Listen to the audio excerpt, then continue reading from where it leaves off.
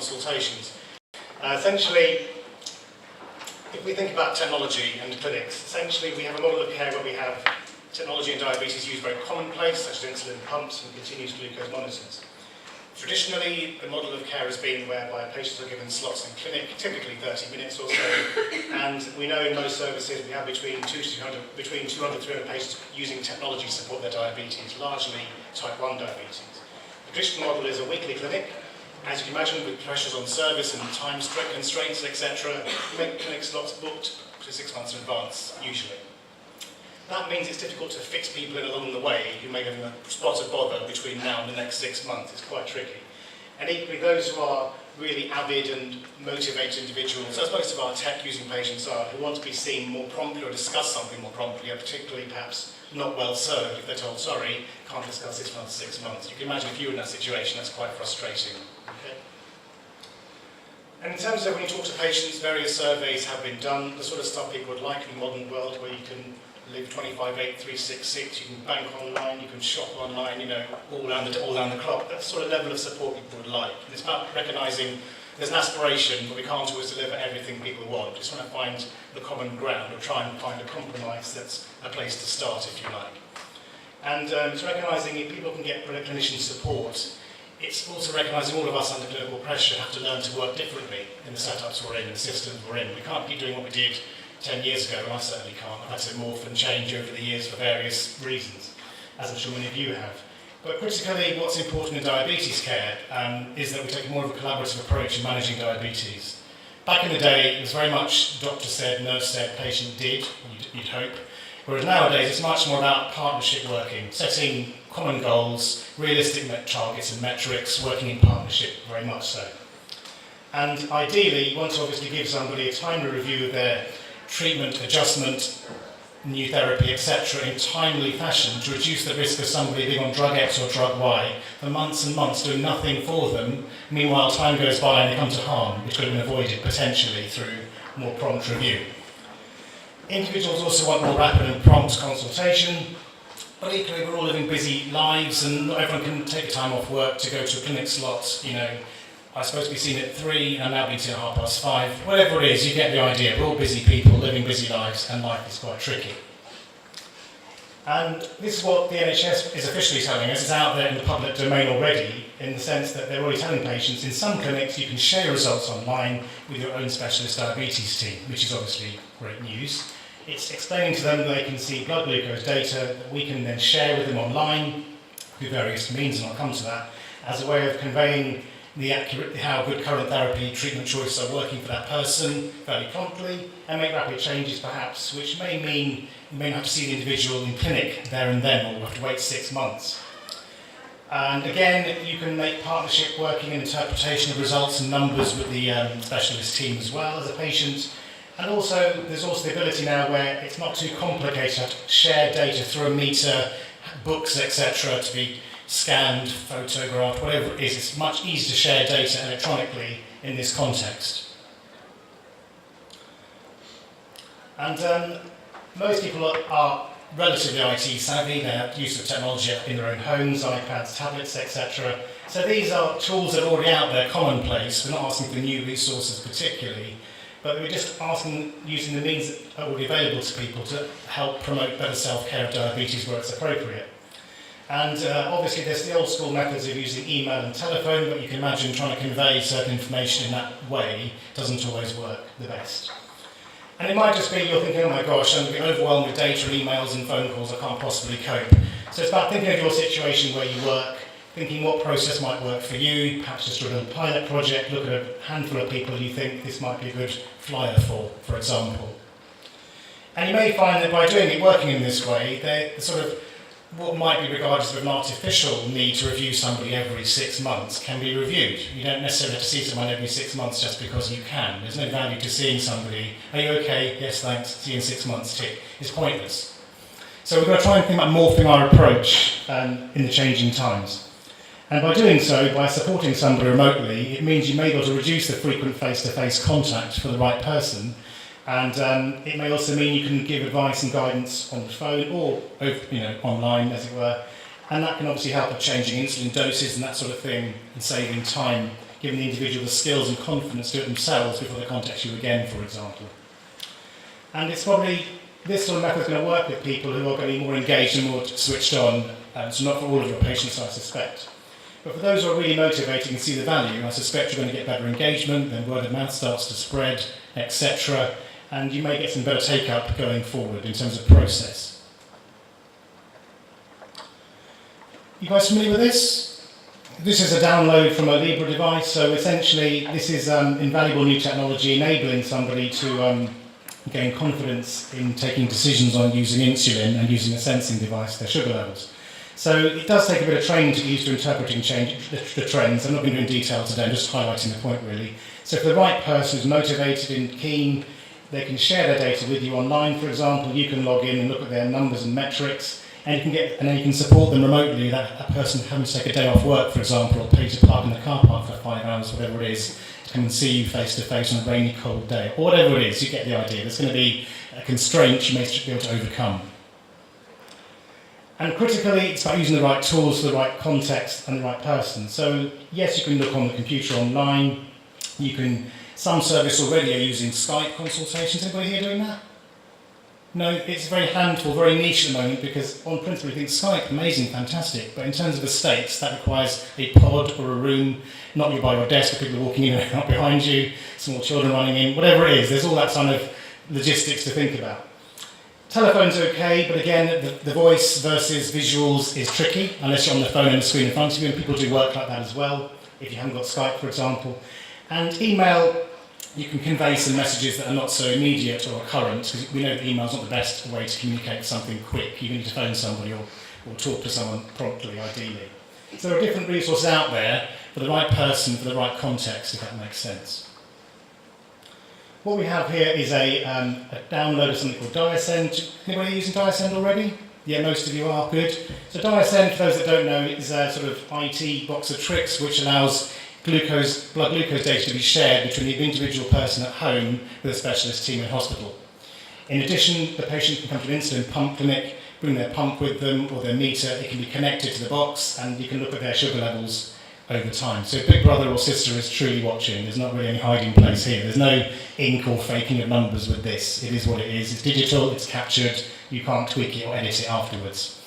And again, it is a really good, I find it very useful with my colleagues doing the service, whereby it gives a really good snapshot. We share it with the patient in the consultation. You explain the time points across the whole day, across the screen, days of the week down the screen. You look at obvious patterns and trends. The red obviously implies higher than you'd like sugar levels. The greens apply good times. The purples apply some hypos are happening. But it gives you a chance to drill down and look for patterns and trends. It's difficult to base a glucose treatment decision on one number, I would suggest. I think the more data you have, the more data points to inform the picture is better. And as you all know, HbA1c will tell one part of the story, whereas finger prick real-time numbers tell a very different story. So, but used together, really invaluable. It's how you use the information. So this is a really useful resource we've used locally. Obviously, it gives you nice summaries of things in terms of how many values, how often the person's testing, for example, whether a target or not, what the highest, the lowest was. All sorts of emergent numbers and patterns can be drawn up from this.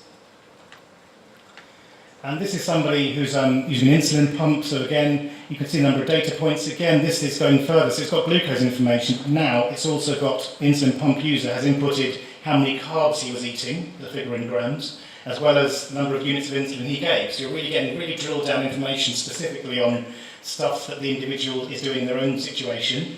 And you can look at patterns and trends and responses to insulin doses, for example, to certain amounts of carbohydrate, and working out if that was the right dose or not for that particular point in time. But again, with particular pump users, we know that the more data you give the machine to work from, the more useful the output's going to be. I'm forever telling people you can have drive the coolest sports car in the world. I don't, I wish I did. But if you did, and you can't use half the functions, where's the fun? Where's the value? Driving safely, of course, yeah. But in terms of the information, there's no point just collating, and again, we've all seen patients who are all finger pricked till the cows come home, write all the numbers in the book diligently, 15, 25, 30, high, and you ask them what they did, oh, I didn't know I was supposed to do anything with that, I just wrote it all down, that's what people might upset you, nurse, doctor, you know. So it's about education, about what the numbers tell people, and not assuming anything. It's really important you get people to be empowered. It's miserable testing, I get that, but we're both going to get the most out of this. You need to do something with the numbers rather than just test for the sake of testing because the nurse or doctor told you to. So it's critical we try and get our patients on board. And thankfully, being on a pump, you're already quite on board, to be honest. You couldn't be a sort of part-timer on a pump. It's 100% commitment using an insulin pump. It's brutal. It takes lots of time if you're motivated to master it and get to grips with it, at least 6 months. Everybody here using pump service and stuff? Yeah? A few years, it's okay? So you sort of, I hope what I'm saying resonates with what you're hearing in terms of your experience locally. But pump users are really motivated. They do come to clinic regularly, or they email and share data, and we obviously support them using diasend, etc. Brief case study. So, lady here, she's 31, she's got gestational diabetes, she happens to have type 1 diabetes, we presume an insulin pump. And I'm also presuming, because she has what's called a continuous glucose monitor, this lady is hypoglycemic unaware. She can't tell she's having hypo, so hence pregnancy, very critical to have that additional safety net. And she's got leading more sedentary lifestyle, as you might expect. And sort of stuff you might talk to her about. You could be on by telephone, she's at home, can't mobilise very particularly, she's quite tired, struggling with the pregnancy. So again, the value of this, you can connect a meter remotely to diasend, it can wirelessly share the information, share your metrics, you can give her a call on the phone and talk through these numbers with her and give her advice around why the highs are occurring sort of overnight, for example. Is there something she's doing in her routine affecting that? Can you give advice on frequency of testing, or can you recommend certain dosing changes? You get the idea. The more data you have available to you, the more you can work with. By the same token, I appreciate that some individuals are going to feel quite burdened and drowning in data, but I think it's about finding the middle ground that works for that particular person and looking at the greater good. This woman's wants to have a healthy baby, obviously, so it's about compromising where you need to and explaining why we're doing all this stuff. It seems quite hardcore, and it's hard enough being pregnant already. So it's critical you try and walk in her shoes a bit and try and see the world from her eyes in the real world, rather than just, you're not testing enough, giving her a hard time for that, if that makes sense. So do take a moment to treat the individual in terms of your approach and your process. Similarly, this chap is 24, he has type 1, again he's type 1 aware, he's using a pump and CGM for that reason. The guy's driving to work and back Monday to Friday, and he's also quite keen on fitness, so typical patient of mine, like you guys, yeah? If only. The joy of case studies. And again with him, so this chap shared his information on a Skype call, if you like, this time round. And with him, because of the amount of data he could share with us, we could look at his average blood glucose number. There are data points there with an average glucose recording from a finger prick. Because it's got a continuous glucose sensing device, it takes countless hundreds of readings across time, so you have more data points to look at in terms of informing blood glucose insulin infusion adjustment rates. It tells you how much insulin he's using, how many carbs he's taking, what he's telling his machine, obviously his device. And for bonus points, you can capture physical activity if you need to as well. So there's lots of really useful stuff you can do.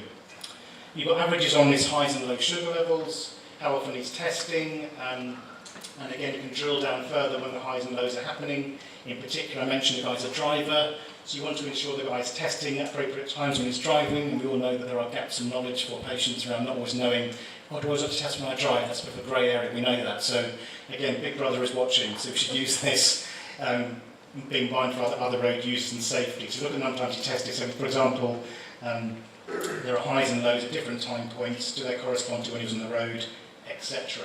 When he was above target, below target, that sort of thing. And it's important, again, not to make every decision on one number. Look at patterns and trends. The guy may have a weekend effect. When he's not at work, is there a very different picture? You can look at that from the interrogating data. Is there a definite work effect or a weekend effect? An exercise effect. So lots of things in this person's life are going to inform and affect his numbers. And as I said in the previous talk, the number is only part of the story, it's not the whole story. It's telling you something is happening in this individual's life, and trends and patterns are a more better way of plotting that in more detail. Obviously, one hypo needs attention there and then, of course, but if there's a pattern to when the hypos keep happening, for example, you know that at time point X or Y, something different needs to be considered. But without having all this data to hand, for a motivated patient, you're going to struggle. And we know that at the best of times, exercise in type 1 is quite tricky. And I know national work is being done to develop guidance. The X-TOR group doing lots of great work around giving guidance to people who are keen to keep fit and active. Because very sadly, I still get, slight digression, in 2018, I still get patients coming for a referral for a pump who say, oh, my nurse doctor said I can't do football anymore because I've got type 1 diabetes, I can tell you hypos. It's to cry. This is just not true. So it's really critical we dispel these myths and extol the virtue of tech in terms of the value it can give in someone living a good, active, sporty, healthy life. So I've touched on this already, sorry, so I'll cover this. So different data points, the glucose up there, more summaries down there in terms of how many in the range, that sort of thing. And again, times a day broken down between midnight and midnight, you can get a whole measure of things across this person's diabetes situation. Another way of looking at interrogating data, so again, so you can look at numbers, but also you can look at graphs, which is really nice. So there are sort of mathletes out there who love looking at numbers and number crunching. I'm more visual, I tend to prefer looking at graphs and charts. So on something like this, you can see how often the person had height in a different format, what time of day it was, what the effects relation day was. So you tested 3 times that day, so again, you get a sense that perhaps you should test a bit more, for example. You can see when this guy with the CGM machine on this scan, he can use glucose monitor, lots of data points, more than the finger pricking, for example. So the CGM machine takes readings serially across the whole day, hundreds of times, and you can identify various data points across the whole day, etc. And the green spike tells you when the chap had something carbohydrate-based to eat, so you can get a sense of the impact of that particular carb choice for what he was taking. And the bottom there, so a combination of things. You can look at the infusion rates on an insulin pump, when he adjusted his infusion rate as a prolonged thing to do, or a quick burst of insulin over a short time frame. You can see exactly what the guy was doing. There really is no hiding place. But if patients are open to being helped, they're very rarely going to say to you, no, I don't see my data. And to be honest, I think running a pump service for the patient who won't share their data is probably impossible. Would you agree? So I think from the off, we're very conscious from the off. We select the right people for pumps based on their kind of how they're wired in terms of their motivation, their desires to work collaboratively, to engage with healthcare professionals. So we don't want the people out there on a pump going rogue, never engaging with us in the dark, because that would be a disaster. So it's really important that idea is planted very early if we start a pump, for example. And again, the trends are useful, as are the numbers together. And it suggests that if the individual needs to change their infusion rate across the whole day, do you need to change how much insulin you give somebody for a certain high glucose result? Is their ratio of insulin to carbohydrates appropriate? Because that can vary at different meals as well for various reasons. Is there anything in the guy's lifestyle he can do differently? So before exercise, can he preemptively, infuse less, have a snack? Whatever it might be, just find the right approach for that individual for whatever he's about to undertake. And the bolus doses, timings, how long the insulin's trickling in over, that sort of thing can be looked at and informed by data. You couldn't do that just by talking to this guy with none of this, I think you all agree. It's not possible. So it would be a real disaster to use a pump and not make the most of it in terms of data it can generate, as long as the individual using it is really engaged. And this, the newest in the block, the Libra device, obviously has changed the game a lot in type 1 diabetes. Lots of headlines I know in the news yesterday about this. But again, in a nutshell, for those that haven't seen it, essentially the individual is expected to scan several times a day to give meaningful use of the device, which obviously is not cheap at scale. So again, that's selecting the right person who's motivated and meets the right criteria. And with this trend, you can be informed by overall how often this guy's been scanning his device, where overall his median sugar levels sit, are there any particular points that are going hypo. So here, for example, overnight down there, there's a troublesome areas to think about and drill down on. And over time, the more you use this with appropriate training, it's like interpreting an ECG, for example. You get skilled in looking for certain things first and drilling down more specifically around median sugar levels, where he spends most of his day, how wide the bandwidth is, and can I do anything to narrow the bandwidth to reduce his risk. And so again, without the individual engaging in this and using it, it's pointless. Just to use it as a scan and do nothing else with it will be tragic, is my feeling. The whole point of this device is to inform behaviour change. It's not a simple surrogate for not pricking anymore, which sadly occasionally is still taken to be, so we have to watch this space. And this here just again demonstrates this gentleman's obviously got a very mixed pattern of things. There's obviously a situation where he's fluctuating quite markedly. They're doing something at that particular point today, 8 a.m. We have an interesting choice of breakfast, for example, and the lunchtime effect there. There are various things this person may have been doing in their day, and we shouldn't just assume what they were doing. So I was asking the question, what was happening on Saturday afternoon? Oh, it was daughter's birthday party, lots of birthday cake. Whatever it was, it's worth just exploring beyond the numbers what the real life comparator is with that, rather than just a number in its own. And again, A lot of this tech is quite pricey and expensive, and we're all mindful of the NHS purse, so I certainly wouldn't want to give somebody use of technology if I certainly didn't feel they're going to be motivated enough to use it to its maximum benefit. And so again, in a busy clinic, if there's a way in which you can preload machines into like diasend devices with information ahead of time, share information online between consultations, you can make a lot of difference and save a lot of time. So particularly in type 1s, if you're finding somebody sailing close to the wind, a lot of the time in terms of like this trend will suggest that this guy is sailing quite close to the wind, just going under 5 on occasion, which may suggest a couple of hypos postprandially, for example, if that's what he was doing. And as you all know, hypoglycemia is grim and miserable, and people do get hospitalised for it. So if we can intervene at this point, and obviously reduces risk of severe hypo, that's priceless in terms of reducing the need for hospitalisation and the misery that can come with that from a bad experience in hospital for a patient. The infusion rates can be drilled down on, as I mentioned, so again, lots of useful stuff you can do when you share metrics with an engaged patient.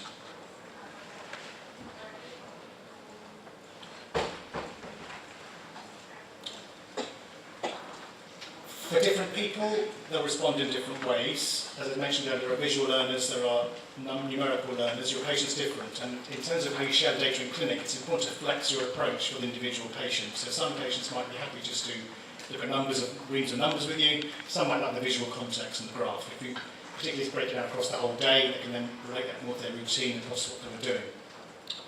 And the more data points we have to talk about things with a patient can really help build a picture. And I keep saying if it is so important, I still get staff who make decisions on a number and not on an overall real-life situation. So try and put the two things together. Encouraging people to download does help keep up the engagement, but I recognise there's a balance between living someone's life and not being a slave to their device and having to upload all the time. So it's about finding that middle ground that's going to work on both sides, otherwise you risk obviously burnout, fatigue and the rest of it. But the more data we have, if it's helping the individual live better, I think you get a little argument that that's the right thing to do for that particular person. So I think if you extol the virtue from the off, why am I doing all this? Why do I keep testing? What's the point? If you try and explain to them what we're trying to achieve, you hopefully get better buy-in. So in terms of for whom this approach might work best, the diasend way of doing things, as I said, it's useful if you have to be computer literate, that's a given, and most people are. You know, we shouldn't make any assumptions. Our oldest pump user is over 80 in our service, still very engaged and shares data, so silver surfers are out there, we shouldn't assume anything. So computer literacy is important, digital literacy to a degree is important. But for those individuals who struggle to get to you for various reasons, so in the lady in pregnancy, like our case, for example, people who are housebound and elderly, and we've got to think about this now, with type 1, people with type 1 living longer and becoming more infirm. We've got a fair few type 1s in Southampton now, over 85, 90, not all on this sort of tech, but that's a sort of real life situation for them. But if our current incumbents with type 1 who are youngish now, are older and using tech, that's got to be factored in as well, somehow. A lot of students in our populace, as I'm sure you guys have students as well, so Southampton's a big university, we get transient student populations arriving, they're there for term times, they kind of dip in, dip out if you like, but again it's a good touch point in the busy lectures or games afternoons or whatever else they do, I don't know. They can share data with you and you can obviously give remote support, that's valued by a lot of students who are busy. We get recurrent DNAs. I'm not saying this should be a substitute for encouraging people not to turn up to clinic. You do need to touch base physically with people, I think minimum once a year. But because I think the visual consultation in the real world does often offer different support and body language, etc. It's just an online data set, if you like. These things work hand in hand. And we know the modern world is challenging, so we know that though referrals to structured education are on the up, the actual attendance, as you know, sadly is not following as it should be. And there are various reasons for that. There are people who are obviously finding time to get hard off work, they work weekends, they work shifts, and the timings you float and suggest are just not going to work for that person. So it's a challenge. So again, it's about the right conversation as early as possible. I certainly wouldn't start pumping on somebody with no intention of coming to consent. I just want to pump, I just touch base once a year, and that's not going to work. They have to come and engage. They have to come. And there are various rules around, there are various guidance out there around, you can sort of, it sounds like a threat, and I don't mean it's a threat, you can sort of suspend supplies and things. I know it's an awful thing to do, but if you're really worried about somebody you've not seen for months, you can't just have this person out there in the wind, you know, using the force, kind of trying to do their own thing. So you've got to touch base physically periodically, but in the interim, the IT, online support tools and apps and sharing devices are really important.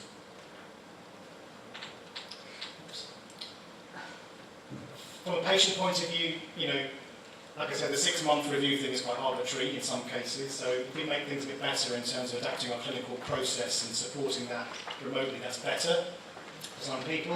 You can be more efficient if you can consult and if you get more slick at things and you can offer 2 or 3 more virtual in a couple of appointments rather than one real slot.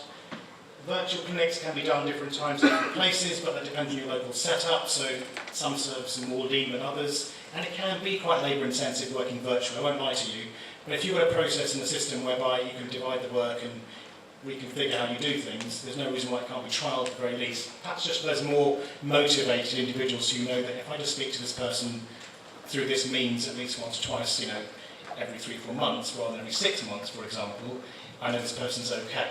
One less person to worry about. And from feedback, patients value this, that they're empowered and engaged, and clinicians like the approach as well.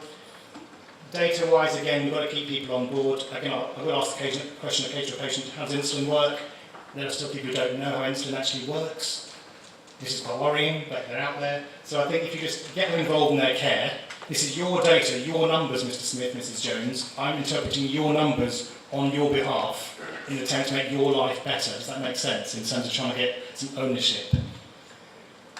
And again, time savings mean that you could spend more time with more tricky patients for the slot that you had to sort of lose for the other person, and obviously that makes some financial benefit somewhere down the track as well.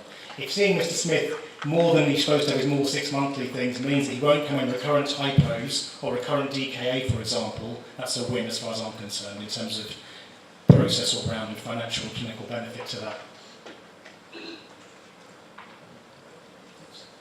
So last slide, there was a big survey done a while ago, audit-wise, in terms of successful type 1 services around the country, and in terms of 2/3 of services who responded, who had good read about HbA1c outcomes, there were various themes that they felt helped, and these were key ones. At least half the services surveyed said they felt that advice and support readily available via non-clinical means, phones, emails, Skype, was key, and use of tech such as continuous glucose monitoring data or diasend-based data, as informed National Diabetes Audit, was also really informative and helped improve their diabetes engagement and their outcomes.